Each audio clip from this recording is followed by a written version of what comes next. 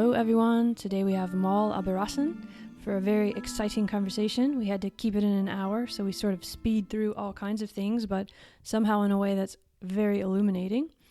First, she helps me understand what sexology is, because I was never sure how to define that.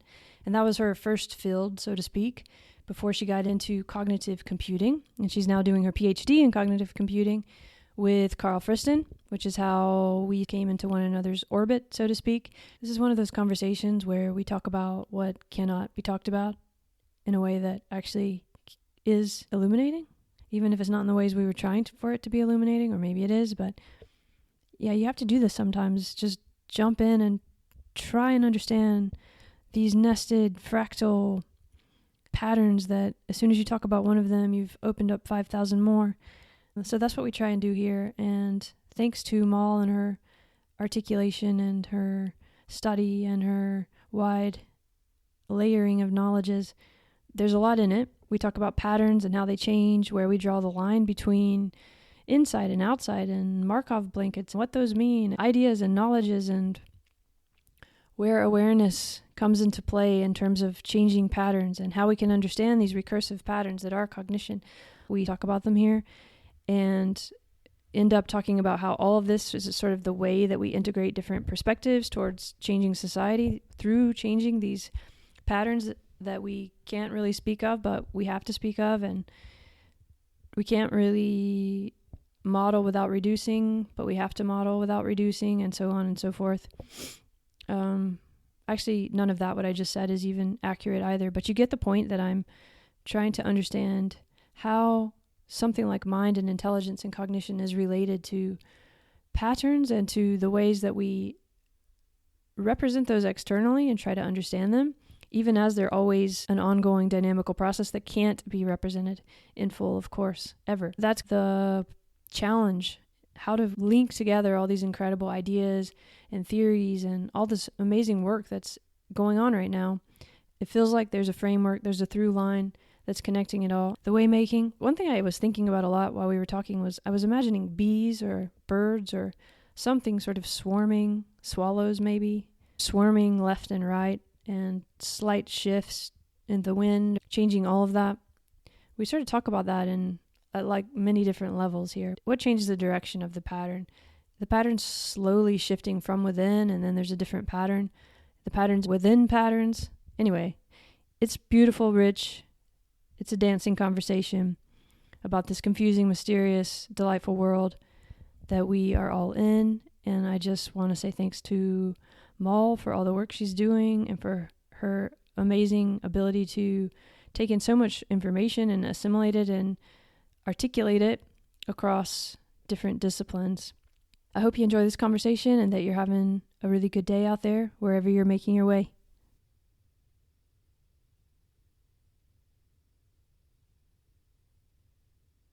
Hi, Mahault. It's so great to see you and to meet you. Thank you for being here today. Well, thank you for having me. So I'm very interested in the work you've been doing lately. There's so many papers you've been writing. And to get into that, though, I want to think about your personal trajectory, because the papers that I want to talk to you about are a lot about cognitive computing and active inference and modeling and technology and AI and all these sort of subjects. However, I seem to have discovered or heard that you started in more humanities and sociology and even something called sexology, which I'm not sure how to define exactly. So could you help me?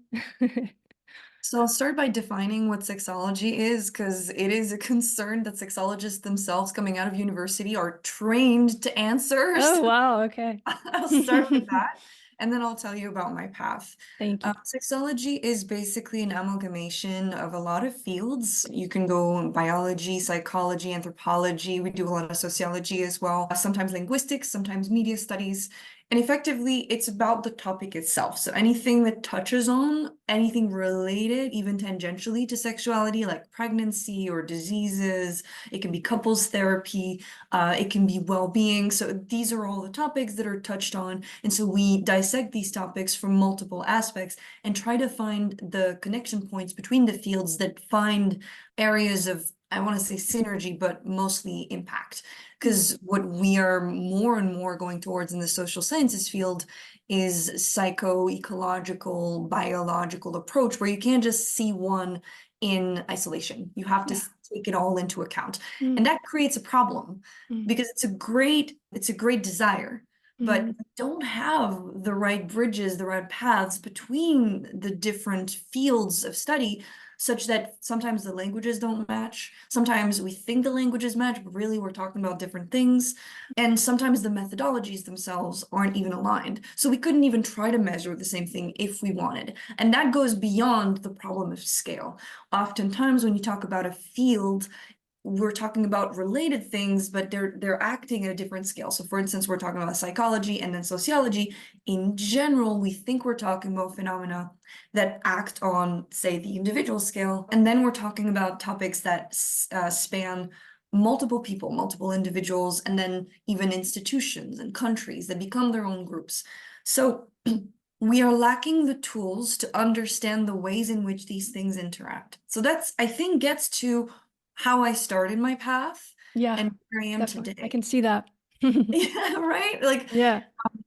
I started in sexology because really I was interested in psychology, but I didn't want to do just what my understanding of psychology was at the time, just like more than 10 years ago. I really thought that I wanted to get into something practical and useful and that would get to the root of what is being a human being. And to me, sexuality, there was something fundamental about it that spoke to the deep connections that we can make with other people, and therefore something transcendental about the way that we relate to one another. Unfortunately, I was a bit let down. The field is not what I thought it was. It mostly talks about, communicable diseases and, the kinds of things you do when you're pregnant and what happens to your body. And all of this is massively important, but not exactly what I went into it for. So then I did my master's thinking, let's push this a little bit further. Let's go into culture. Let's try to understand how culture is this sort of framework that shapes our perception of reality and therefore our perception of each other and how we might exchange through these cultural artifacts.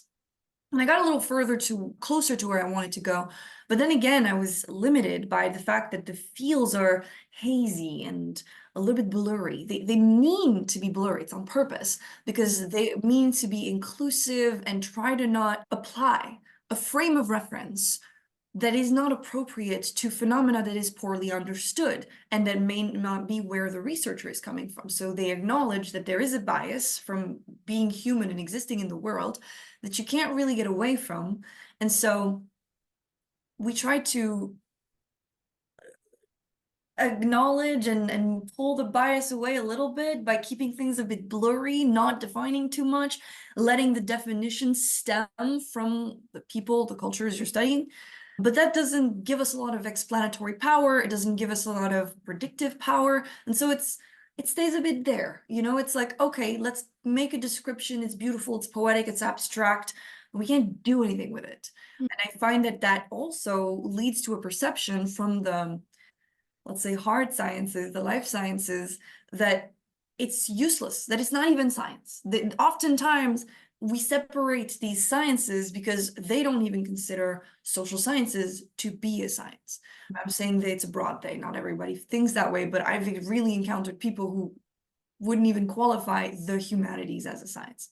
And so I was a bit flustered by that. I wanted to go further. I wanted to find what constituted building blocks. And anytime I mentioned the word ontology, I was met with heavy criticism because they were like, no, ontology is an essentialist concept. We are not essentialist here. We're constructivists. And I believe that. I believe that things are constructed. I believe that culture shapes the way we engage with reality and that culture itself is a construct of interactions and phenomena, which is why I'm very interested in neo-materialism.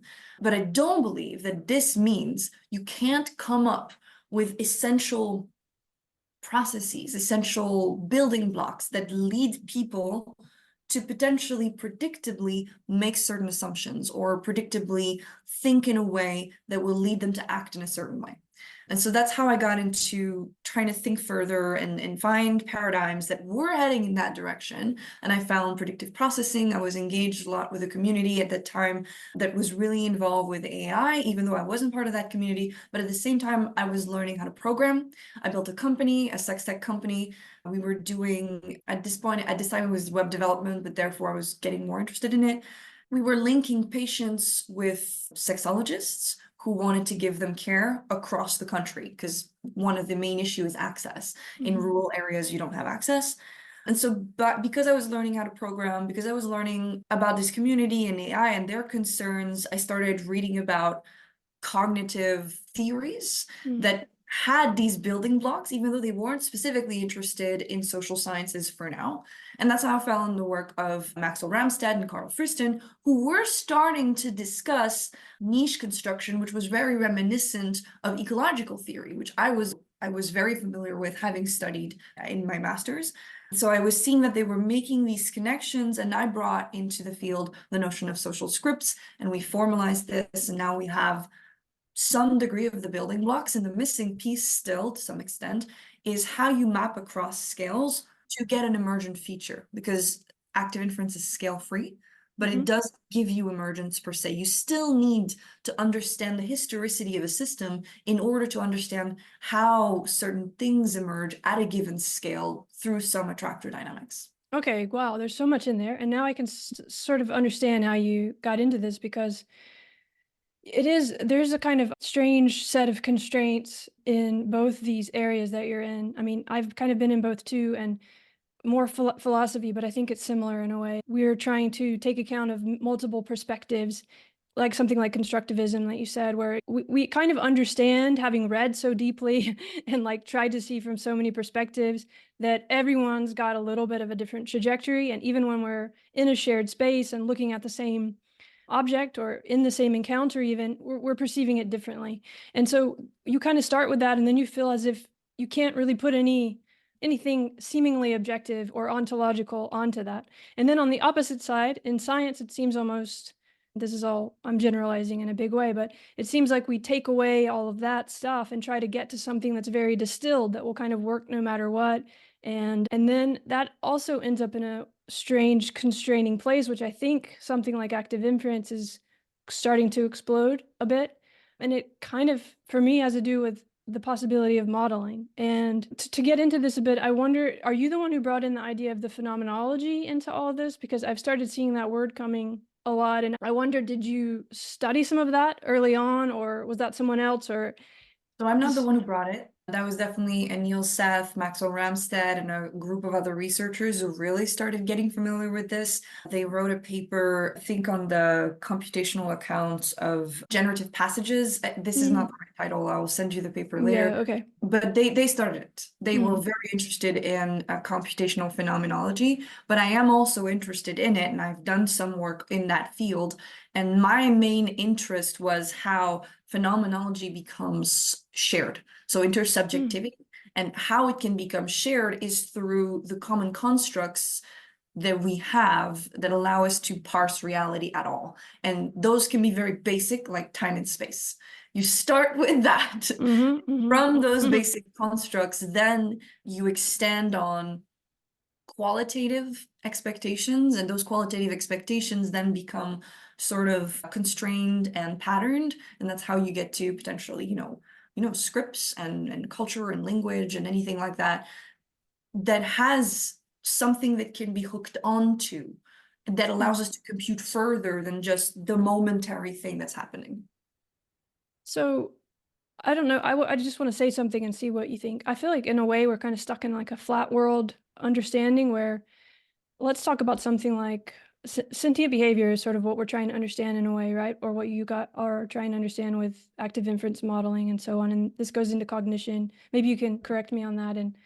But in a big kind of way, we're trying to understand sentient behavior and cognition, and all these bigger issues come out of that, of how communities form and different sort of pretensions and so on. But it still seems like to me, when we talk about it, maybe just in everyday life, when we think about behavior or cognition, we still have a linear sort of model of, we start with a cell and we end up with AI, and that it should all fit together on a kind of a line somehow. And I feel like what you were kind of expressing with the humanities and this constructivist multi-dimensional view is very hard to kind of fit into that way of thinking or modeling in science. But I feel like reading your papers, especially the ones on scripts, the polysemous idea and there's many things where I'm starting to feel like it's opening up and becoming multidimensional. I don't know, just saying that, what does that correct me, or how does that strike you? No, I think it resonates a lot. I mean, the problem where we face with science is that you're trying to establish causality. That's the thing, right? It's easy to establish correlation, but causality is tough. Yeah. And so what you're trying to do is like move away all the possible noise to find one strand of possible causal relation. So obviously you want to try to make it as linear as possible. And ideally you want to make it reductionist because then it's simple, right? If you can start with a thing, you can just kind of like start it and it'll become what you need with this one principle. You don't have to. So that would be ideal. But again, this is what I was saying about the emergent structures that only occur on a given scale. Because we can't yet predict this very well, we are unable to fully grasp how different factors come in. But we are indeed interested in it, and I think that's what Varela was trying to get to with the ecological sciences. We are trying to do the same right now. Active inference is basically also heading towards having a proper understanding of how different kinds of observations lead to some types of beliefs, and those can be obviously as varied as you'd like. They can take in different kinds of factors, different kinds of scales, and I feel like because it's being applied in different fields at the same time, we are getting some way to sort of hook all these things together, but we haven't quite yet found the proper way to hook them. We have a language, we have a common language, active inference, we have a common set of processes, which eventually all lead back to cognition and fundamental principles of how information is encoded on boundaries, which itself is pretty fundamental. So in a sense, it's reductionist in that sense, but it doesn't necessarily entail that there are no emergent features. So the key, I think, what someone will have to come in and do is find properly how these things can be connected. What my work is trying to do is show that the scales, I mean, are an illusion. That's the work that Maxwell Ramsden have started. I'm trying to show that even the internal external boundary idea is just a function of measurement. It's not, it's also just an illusion. So if we start to understand this and we can cast away these artificial boundaries, then maybe we can find the true way in which things interact, and therefore the ways in which different modeling ideas that are in active inference can connect to one another. But we're very far from finding the answer. A lot of work still has to be done. But I do feel like what's happening is that there's a scaffolding of something like mathematics, but also just language and description that's come towards understanding some very basic things like how a body encounters the world. So with active inference now, through mathematics, but also through, English or whatever language we speak, we can start to talk about it. It might not be exactly the right way, but we can think of it as, minimizing surprise, or basically a body moving through its encounter, aligning to those regularities. And then when something is against those regularities, having a kind of a different response. You could probably explain it better. And once we can start to understand this a little bit, is it more possible then to begin to understand that multi-perspectival or constructivist idea of that every agent would be a different spatiotemporal position, of course, and thus would have a different encounter, even as many of these regularities are shared. Precisely. Yeah. That's exactly the point. That's exactly the point. I think this is why this notion of objectivity is flawed by nature. Like, Yeah. objectivity shouldn't mean what we generally think it means. Obviously, like you said, any body in the world will necessitate a different perspective. If only because I'm looking at this rock from here and you're looking at it from here. So our experience of the rock, our regularities related to the rock will be ever so slightly different. Mm-hmm. The reason we have a language is because we're constantly trying to collapse these differences by hooking up to common experiences and trying to peel away what constitutes an error of the difference between our perception. That's what communication is. We're confronted with this never-ending paradox that what do we hook onto? At one point, there's going to be an irreducible difference in our experiences. I think that's what Slavoj Žižek is trying to get to. Whatever you think of him as a scholar, he does sort of point at this idea that at the core, there is nothing, because we can never, it's a never-ending. I think Dorito is kind of going in the same direction. It's a never-ending swapping of different things, which there's nothing behind it. I think the answer lies in phenomenology and the fact that we're not individuals that have seen only one thing, and that we are capable of sort of placing ourselves temporally within the perspective of another agent. And because we're capable of doing this temporal swapping, we're also capable of abstracting away what might constitute some degree of difference and only focusing on this statistical regularity that we have both experienced. And it's because we are temporal agents and not simply, agents that only focus on one point in time. That being said, math isn't sufficient. That's why phenomenology here is critical. Qualia in itself and understanding the relationship between matter and information and how matter translates to a representation is not yet a fully solved question. And I think it's going to be it's always been the critical question, right? It's always been the question, but we're so close.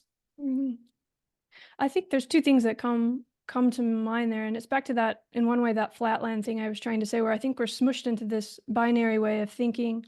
This is a lot about beyond dichotomies, and you've already sort of pushed us past them quite a few times in the way that you're trying to talk. But I do think the two things are, one is this self-other thing, right? I can see what you're saying about Slavoj Žižek and all this. There's nothing there. We could see it that way, but we could also see it that we have a kind of a strange idea of what we are, that we've taken the Markov blanket a bit too seriously, for good reason, to survive. I mean, we couldn't have even gotten here if we hadn't. So it's not to say that we did something wrong, but we're in a different place now, right? That maybe we can reimagine what is the self actually, and what is the body actually.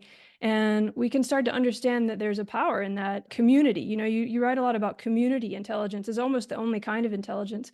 And in a way, if we could kind of have a different realization as the spatiotemporal agent that we are, it might shift a bit what's possible in those realms. And I think that's also connected to that flat world sort of understanding that we have in the modeling too, that because you could, if we could understand that everyone has this unique spatiotemporal trajectory from birth to death, and if we could model it somehow really, like literally, we would see that there's so much overlap and that there isn't a gap actually between all of this stuff. It's just, how in the world do we visualize that and model that and put language on that? Yeah, I think we're getting to the point of do we need to recreate the universe to understand the universe, right? Well, we're sort of doing it, right, with digital twins of everything and precisely, spatial web. And there, it's a lot of people are like, well, you need to make a map, not a territory. And it's like, well, maybe what constitutes the map that allows you to understand what is fundamentally just a map, right? Like literally everything you perceive is just a map. So what we're trying to get to is as close to a map as a map is. It's so eventually. Exactly. That's what I mean by, if we can understand it's both. That's the dichotomy. It's either a map or it's a territory. That's the way we think right now. It's either I or other. I mean, but it's so hard for us to open, like, that's the cognitive shift. Where's the third space or even the multiple space where both of those are okay? Map and territory are not a choice. They're different ways of understanding a process that's kind of inseparable. No, absolutely. And again, it's like this map territory idea gets back to, again, information and matter. And effectively, there may not even be a real difference between information or matter. Now we're getting into like physics, and I'm not going to go there too much. I will refer people to Chris Fields if they're interested, and he will have much better things to say than me. But effectively, I think what we consider to be a territory at a given scale is just a map at another, or and so that distinction is really just a function of your perspective and the way that you measure reality at this point in space and time. But it's still important. That doesn't mean it's not like it suddenly becomes meaningless, right? You know. That's kind of what I mean as well. Like I feel like people put valence upon certain terms. Like you had to sort of shield yourself from criticism by saying it's okay that we've made the blanket important. It was, yeah, of course it is. Every process is effectively natural just by virtue of existing. So we shouldn't put a label on it. What we should, every time we qualify something as bad or good, it's relative to an objective that we had and that is being hindered by this thing. And so you could say that relative to this thing, this is not helpful in this local scale. But if you blew it up to maybe 10,000 years, maybe it would be, because maybe this is a culling mechanism or something of some kind. So like we can never say something as blanket as that. We can identify attractors relative to a state we have identified as preferable right now from our perspective.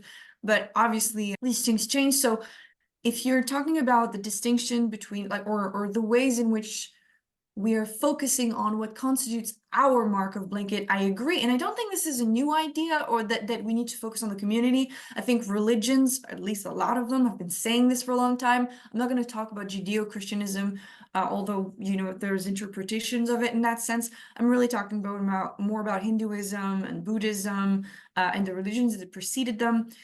It was very much about this idea that this mark of blanket is an illusion. You are hyper focusing on what constitutes the ego, and you're kind of missing the forest for the tree. And if you understood that this boundary can be relaxed, that you can sort of shed that even in your own mind, which is something that I know Lars Sandved writes a lot about meditative practices. Yeah, I love his work. Yeah, Jonas Mago as well. You can relax these, and effectively your feeling of boundary goes away. Maybe effectively your boundary does go away because boundary is a function of measurement to some extent. So yeah, I think this isn't really a new idea. I think a lot of our scientific concepts have been like largely influenced by these ideas. I think it would be, I think a lot of hubris of us to say that we've come up with this. In effect, like Foucault kind of nailed it, Althusser as well. We never really get away from prior philosophies or ideologies. Kind of like build on top of them, even if we seek to push them down.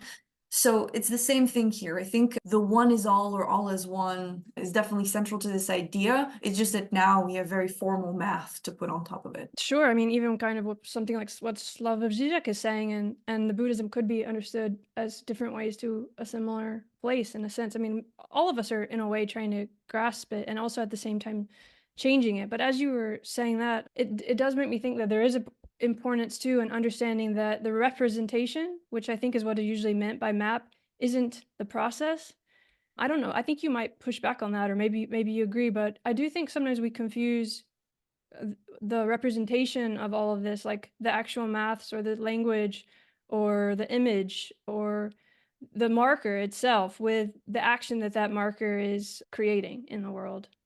Do you see any distinction there, or do you still just kind of say it would all be, you know, the same?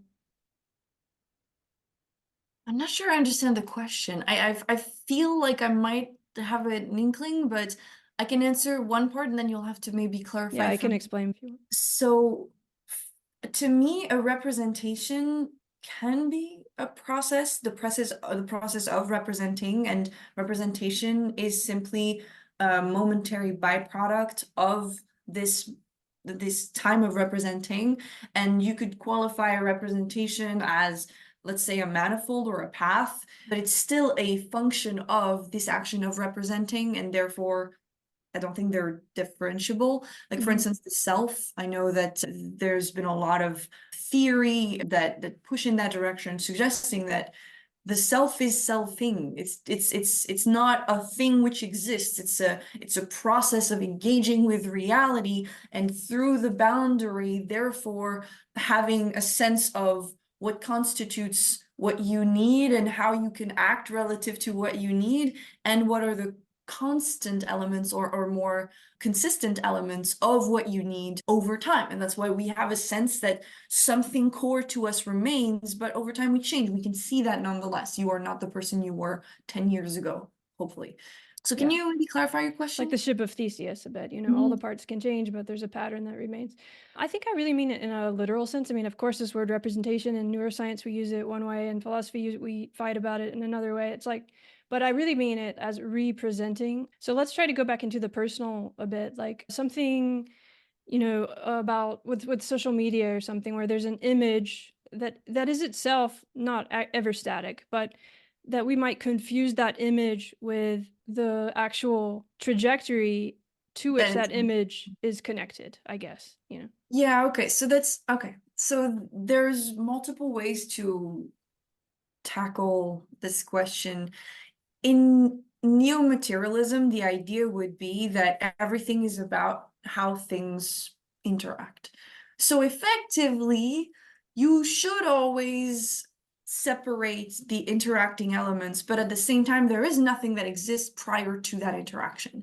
So in that sense, the image is its trajectory. There is nothing that precedes its trajectory because it's not a thing in itself. It's a thing which has effects in the world. There is another way that you can consider it, which is there are multiple paths that can be taken and will sort of find a connection point, even if they are not aiming from the same direction and they're not going in the same direction. In that case, you could say, well, yes, okay, so that point here is essentially meaningless because you could have taken it from that vector or that vector, and therefore the image in itself doesn't necessarily contain anything which dictates the vector you're going to take. So I'm sort of gonna caveat that in two ways. The first way is that yes, you could have taken multiple vectors, but there's a finite number of vectors that go, well, it's not exactly true, but let's assume that given some regularities, there's a finite number of vectors relative to all the other vectors that go through that point. So it is constraining. In any case, it is constraining. For instance, an image will be perceived, and I know this sounds silly, by people who can perceive it. This means anybody else who can't probably will not be affected by the image in the same way. So there is a regularity here. There is a constant. Sure, I think there's affordances. An insect's not going to, that's right, exactly. Encounter that the same way. But the second thing is there's other regularities. Like, for instance, you could say that this is a pink shirt. This is just a pink shirt. There's nothing in the shirt that says anything more than it's a pink shirt. It's not even really a shirt, actually. It's just cloth. But I know that it's pink. You know that it's pink. And most men in North America know that it's pink.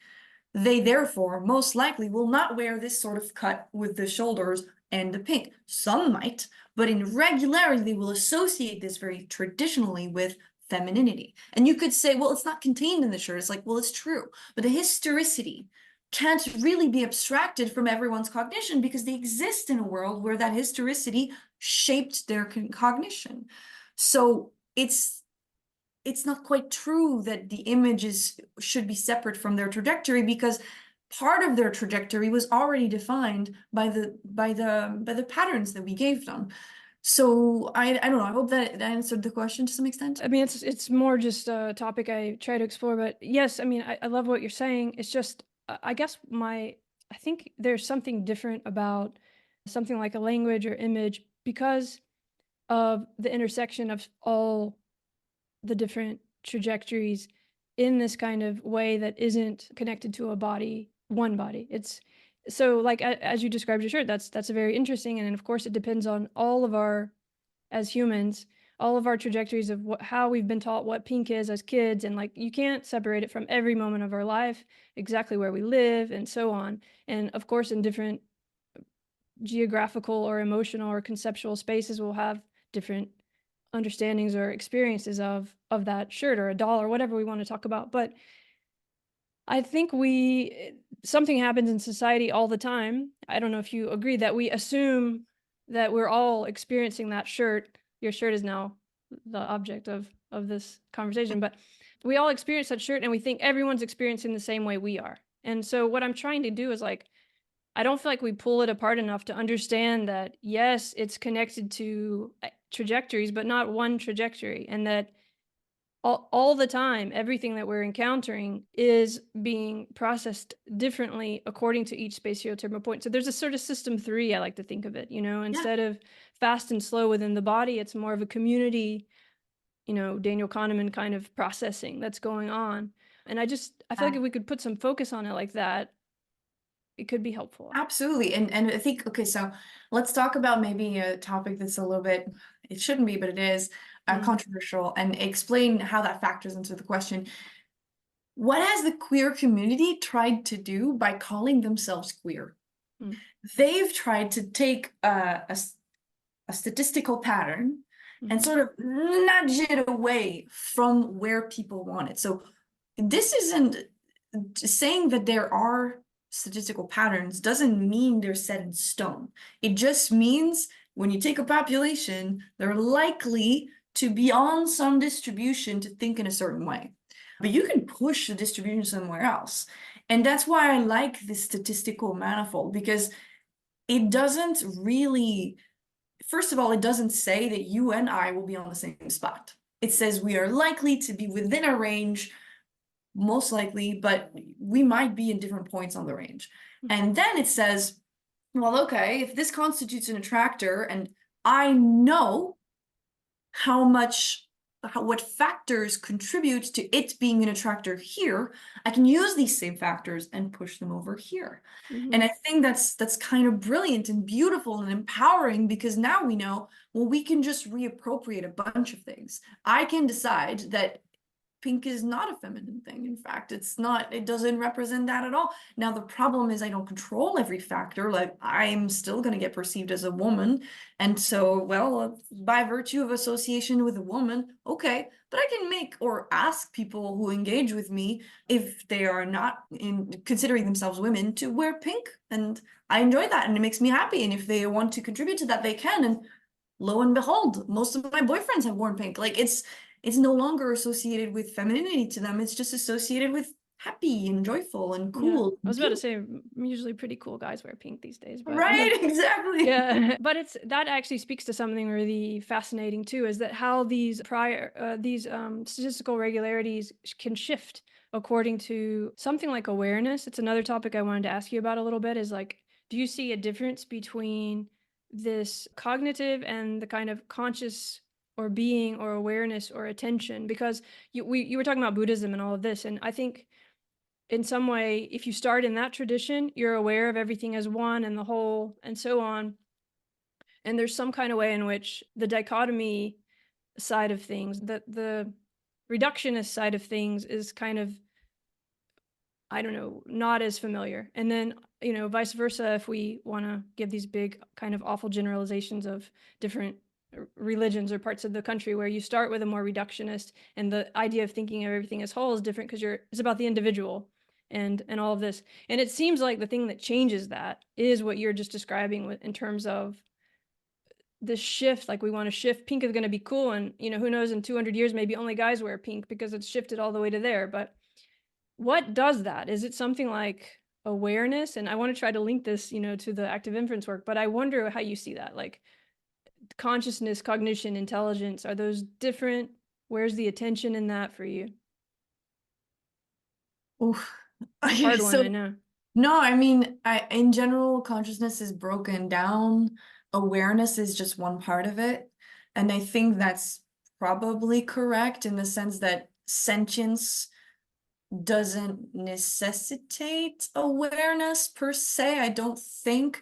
I think you could have, well, I mean, awareness in the sense of an integrated perception, an integrated qualitative perception is more what I'm going to say. Yeah, and I'm sorry, I don't mean consciousness the way it's always talked about, where it's like you're aware of yourself. I really just mean the feeling of being alive, or being alive, being Yeah. itself. And that can, Okay. of course, become being aware of your own self as a self and all that. Yeah, I mean, so see, this is an interesting question, because it gets to the core of what constitutes qualia, right? Mm. Like, is qualia only this right now, what we think we're experiencing together, or does it go much deeper and are yourselves to some extent conscious and have some degree of qualia by virtue of being able to react to information in a way that like pushes entropy away, because lots of things react, like potentially if you kick a rock it moves, like it has had a reaction to what you did. It's just not a reaction that effectively felt like an action. It didn't feel like it had control over where it intended to go next relative to where it wants to go. And there's a lot of words in there, right? Like want to go, like the notion of wanting seems to be central to what we consider to be life or consciousness. So if these are more what we consider to be consciousness along Mark Solms, maybe a lot of things might be more conscious than we think, and they may not require what we understand to be awareness. But if we break down awareness to its most central component, i.e., there is some information that is encoded and acted upon, or at least gained more precision, I feel like that's closer to a panpsychist even conception of what constitutes consciousness. It feels like something's missing though. Like if awareness is all that's required, then what happens when you meditate and you become sort of like flatly aware? Are you not conscious anymore? Is there no precision here? What constitutes like the very nature of a color or something? Is it that you break reality apart somehow and you encode it such that it has differentiability? Is that required? I don't really have the answers to these questions. No, of course. We're aiming in a direction, but obviously this isn't solved.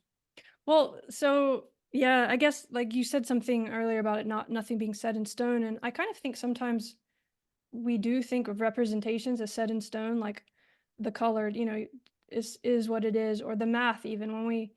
When we represent something, we just assume it's static, and in a way it is static in this weird universe that we've built of language, right? It does move, of course, language changes, words change, but in that kind of, if you just take a very tiny slice of it seems static relative to everything else. And I guess, when you talk about qualia or something, that's digging into that a bit of, I don't know that I really think there is qualia actually. Like, I think, what if we just go back down to the very basics and think of something we're always measuring or assessing. So this is a measurement or an assessment already. But we do that, the body does that with itself, right? And that could be something like qualia, or that could even be something like thinking. And that's kind of different than me verbalizing that in language. But the action itself feels to me the same kind of action of an agent moving through its environment in an active inference sort of way, adjusting to regularities, all the stuff that active inference describes. I don't see how that doesn't also apply to something like me as an agent who now has language, considering myself as an agent and thinking of my own thoughts. To me, it seems like the same process.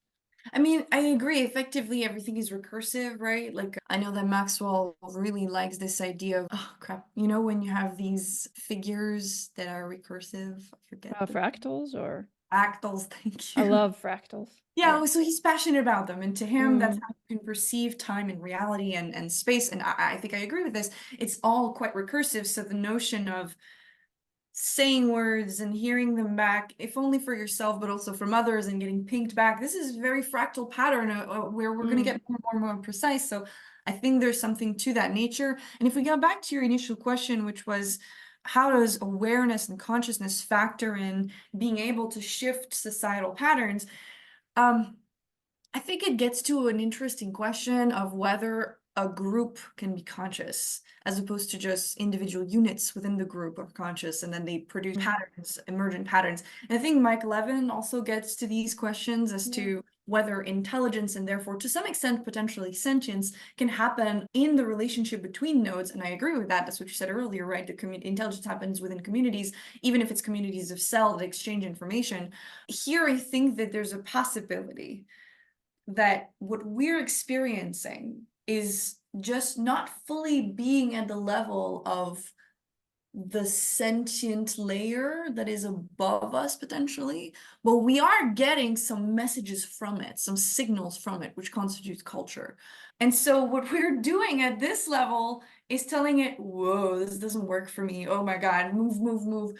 And when this pattern agglomerates enough, when there's enough of a signal, it gets passed upward, and potentially that's when it starts shifting, like an Ising model type thing.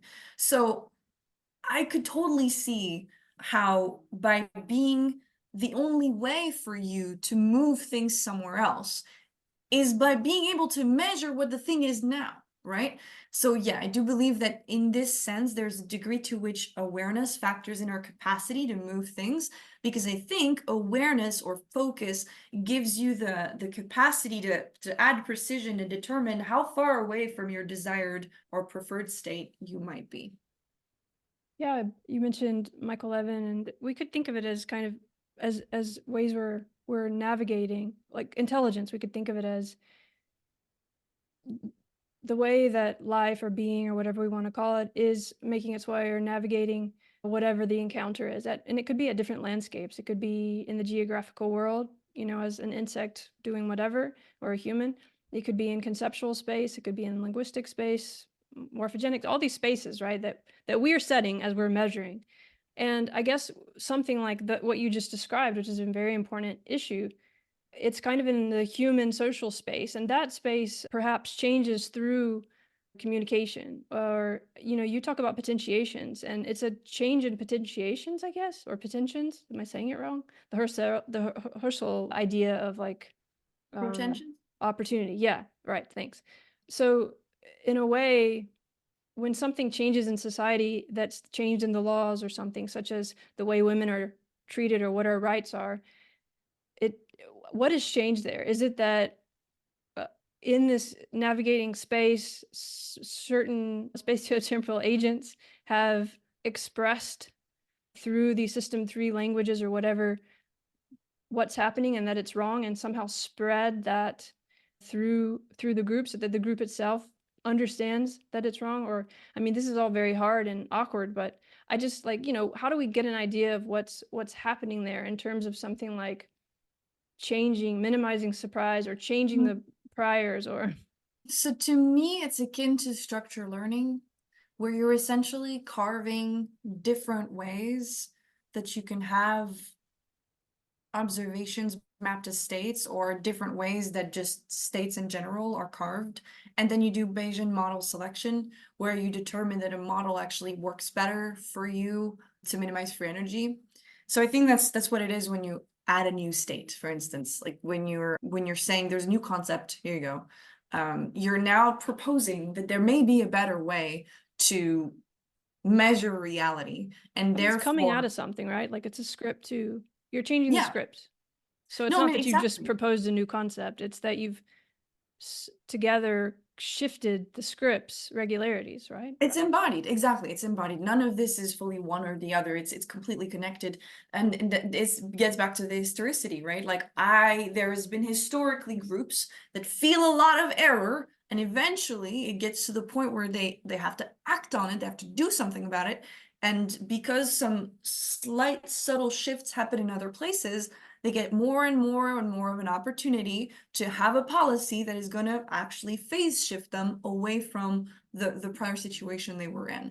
Unfortunately, those phase shifts are never as clear cut as we would like them to be. It seems like anytime you really integrate a new concept, a new script, let's say, it does constitute a phase shift, but there are still things left over from the past. So we can see it in the historicity of the US, for instance, right now. A lot of people saying, oh, no, this thing is over. It has been over for 200 years. And the rest of the people are like, maybe some concept seems to have changed, but there's still a lot of artifacts from the past that have followed us, regardless of this ability to break the representation in different ways. So it's not, I don't think it's as simple as we change the representation and the embodiment will change. It's more like there's errors, you change your model of the world, and thus you will now have also probably to change your actions, because with a new model, it may be possible that the prior policies you were on no longer fit. And so now you have an uphill battle to get the rest of the system to follow you to actually changing this policy. So I think this is what we can observe, and I think it gives a lot of credence to this idea that social groups in general act like their own Markov blanket, like their own agents to some extent. Yeah, sure. It's again where you're setting the scale of the Markov blanket. But that's very fascinating to think about in terms of the role that technology plays in that change. So something like one of these movements where people are treated wrong and clearly, you know,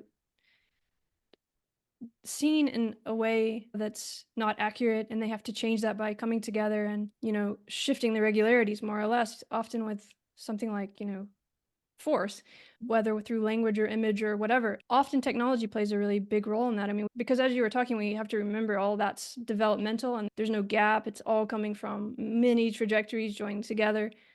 And technology has been a way that people, like the first images of, you know, when people saw it, then they knew it was real or something, or radio, TV. Now, you know, we can go all the way through the internet into something like AI. So two things as we kind of wind down is I wonder how you see the role of technology in this. And, you know, it does relate back to your own work and where you started and where you are now. You're now using technology in a way to maybe help open up some of this community change space, or I don't know, maybe that's too idealistic, but I would just wonder what you think about that. And yeah, I'll just leave it there for now. But So this is a sort of grandiose idea, but if we understand consciousness as the capacity to integrate information such that it is encoded on a form of boundary, and that boundary is sort of aimed at potentially maintaining the agent that has the boundary, and you consider AI to be anchored within a system, I think what it says is that there's a possibility to make more manifests this integration of information through what AI can do, which is basically integrate information and synthesizes to do something useful, which is what cognition does, right? That's what we do. We're trying to get to that. Unfortunately, currently, we're getting to a point where we can only integrate certain kinds of information, and when we do integrate it, it can only do a certain kind of thing. Like, it doesn't do everything. It does one thing very well, or it does another thing very well, but not both at once, and it can't generalize from one to the other. We're trying to get towards that. That was what people thought they saw in ChatGPT. They thought they saw a generalist. Turns out it's not exactly a generalist. It's more like a really, really, really, really good language machine that, because language is structured and generally what you feed into it is structured patterns of language, you don't just feed garbage, it tends to have encapsulated some of these regularities, but it hasn't encapsulated the understanding, the causal layer that allows you to understand that because thing is this way, another thing is this way. That's not quite what ChatGPT has, or GPT in general. None of the others do either, LLMs in general. We are getting towards a point where we might, but the point is, it may become this sort of, you could say conscious, you may not want to say conscious, you could say overarching layer that integrates information. And that's kind of beautiful, but at the same time, a little scary, because I think I know who I am. I think I know what groups generally think I belong to them. I don't know what boundaries are encapsulated within the system that is bounded by a given AI system. So when you're sick, when something goes wrong with your body fights it. It tries to get rid of it. Because obviously, right, you want to maintain your regularities. I think everybody is sort of seeing AI in this way, and that's why you saw the emergence of Grok, which was a non-woke AI, because people were like, well, I want to be the thing which is represented in that boundary. I don't want something else to be represented. People are very afraid of biases in AI because they're like, well, if AI is going to be this integration layer and it thinks something is good and I don't constitute what is good, it's going to discriminate against me. And we've seen that. We've seen AI discriminating against sub-communities because the historical data chosen had this pattern of discrimination that identified these groups as groups that were not part of what is represented in the AI. So yeah, I don't think that's that's clear sometimes, that the LLMs at least are trained on data, and it's just like we were talking about with a life. You know, as we develop, we're sort of everyone says stuff to us and they tell us pink is for girls, so that's what we spit out unless we see another option or someone, you know, breaks that open. And but with the LLM, it can't learn anymore, so it's just whatever you've put into it, it's just going to stick on that. So well, I mean, there are RLHF patterns, so you know we could. The problem is we haven't figured out how to do it well. Yeah. So the continual learning is not exactly continual. And Well, that's even if kind of what active inference AI is sort of trying to do, right? right, so that's the thing. So Yeah. AI active inference is supposed to be non-static by very nature, and so you would constantly have a system that adapts to its surroundings. But I think this notion of a biased AI needs to be a little bit flipped on its head. Maybe what we don't need is an unbiased AI. Maybe what we need is a Yeah. lot of very locally biased AIs that just focus on this perspective, that understands it has a perspective and Mm. is couched in that, such that we would know what to use at a given time. That's a wonderful idea and so dangerous and so wonderful, because it really matters then that everyone understands that they're biased, that the AI is biased. So that's again that awareness thing of how do we, because that's actually really smart what you said. I mean, that could work if everyone understood that it's biased. It's kind of like with the social media where people don't understand that they're in a feed that's giving them an What they want to orientation of hear. the world. But if Yeah. we understood that, we could even play with it and look at all the orientation. So there's always a scaling too of awareness, I guess, to go back to that. No, absolutely. I think it is. I think the key question is who gets to define the bias that we're going to adopt for a given situation, and that's not a solved question. That's where we get into ethics. And again, I think technology is starting to wake up to the fact that they need ethics in order to do Mm-hmm. anything, because their power can no longer go unchecked. Like lots of companies have ethics boards now. So these tools are coming. I hope they come fast enough. Yeah, and there's a transparency in active inference AI. At least they're trying to build that in. So it's people are aware of it. It reminds me of like the priests who used to only be the ones to read, so they could sort of dictate what the Bible said, and then everyone learned to read, and it sort of changed. I mean, maybe we're there with AI in a weird way, and who knows? But just to kind of end it and come back to your own. We started with your story, and I wonder those problems that you started with and ideas and questions. Have you found, in learning to code and going through all this really hard work? I mean, this is not easy to digest all the information you digest, and like how has that changed your own trajectories and paths, kind of in the scope of what we've been talking about, or has it? I don't know. So initially, I started with a very deep love for postmodernism, and then I had to exist in different circles that were very much not postmodernists. And it changes your perspective on things. It makes you qualify things differently. And now I'm sort of going back over the pendulum where I'm like, this qualification of these things I used to like had a purpose. They were trying to do something, which was push back on the possibility of critique and push back on the possibility of control of what they're doing, because they want to maintain a certain order of things. And so now I'm sort of going back over these things and having perhaps more nuanced perspective over my previous leanings, but I'm still finding that these tools are useful. Like Foucault, Constructivism, these are very, very useful frameworks to understand what's going on and how we might be able to counter it, such as educate everybody. Just give everybody the tools to understand what's going on and use them as well. Don't just let it be in the hands of a very select few who then get to decide without your input, and therefore maybe you'll be on the lucky side, but maybe you won't be. Does that have to do with self-esteem too? Another topic that you've written about. Does all that stuff you just said, having that and bringing that back in, do something for the phenomenology of the spatiotemporal sort of awareness within the Markov blanket in terms of empowering or giving some Yeah, space? I think self-esteem is just a tool that enables you to either try to fit within the group if you find benefit to it, or flip against the group if you find that this isn't working for you. And there are obviously psychological factors that either keep you within a low self-esteem or allow you to try to flip such that you can now grow your self-esteem relative to another group.